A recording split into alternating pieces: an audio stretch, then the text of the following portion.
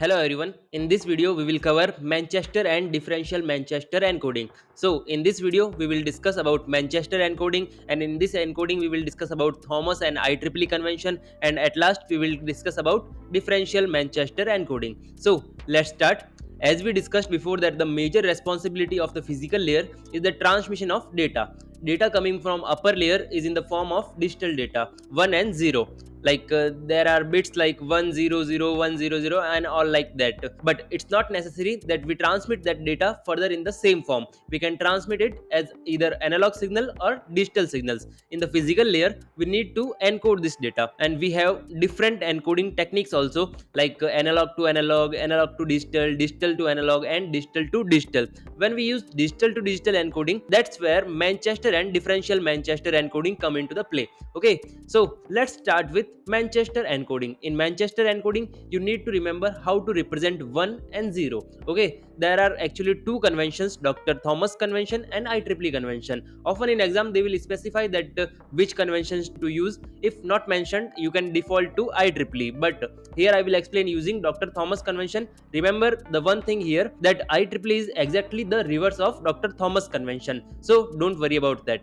Okay, so let's say you are given the data string 10100, so we are using Dr. Thomas convention to solve this. Okay, so for better understanding you can say that we are representing 1 as z of alphabet and 0 as reflection of z.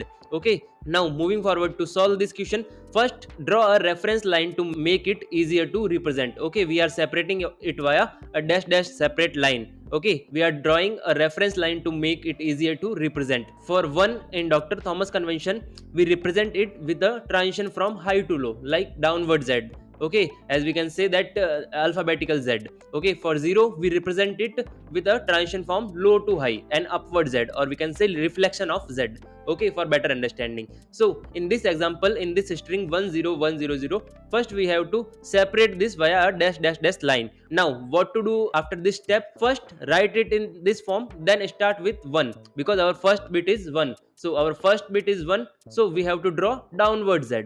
Then our second bit is 0, so we have to continue where we ended. Okay, so first we have ended high to low in bit 1, so for 0th bit we have to continue it where we ended. Okay, so we have to draw the upward z. Then we have the bit 1 again, so we have to draw downward z. Then 0 bit, so we have to draw upward z, and then finally another 0. So what to do now?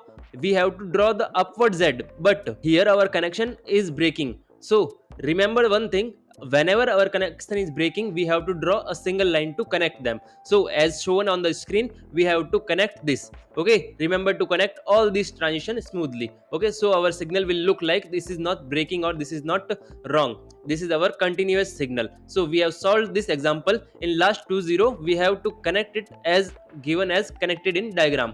Very simple. Okay, now for better understanding we will take one more example here. 00111, we have the string 00111. So at first we have to separate it via dash dash dash lines. So following Dr. Thomas method, for first 0 starting with upward z.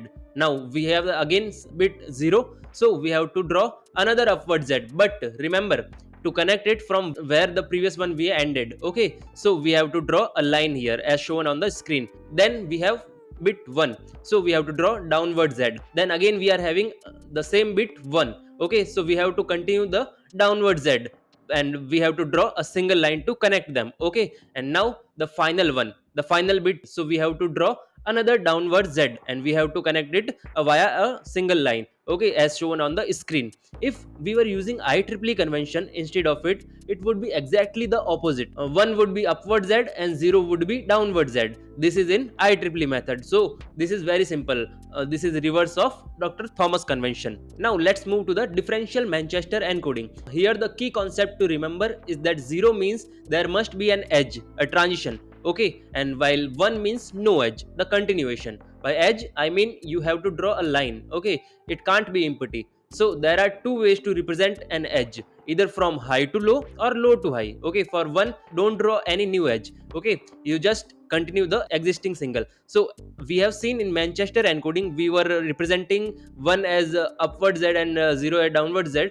In differential Manchester encoding we are representing one as downward and upward z, and for zero we are using a edge in downward and upward z. One edge is lower to higher and one edge is higher to lower, as shown on the screen. So in Manchester encoding we were connecting signals by ourselves, but in this we have to choose correct signal string. It will automatically connect the signals. Okay, that's why we have the edge here. Okay, let me explain with an example so you can understand it better. Suppose we have a string 10100. So start with the first one. Okay, since there is no edge required, you can start either with high signal or a low signal. Okay, let's choose high here. You can choose low signal also, but we are choosing high here. Okay, draw the high line for 1. Then we have the bit 0. It requires an edge. Okay, so in this transition you can transition from high to low or low to high, but since we are currently high, we have drawn in our last bit 1, so we must go high to low. Okay,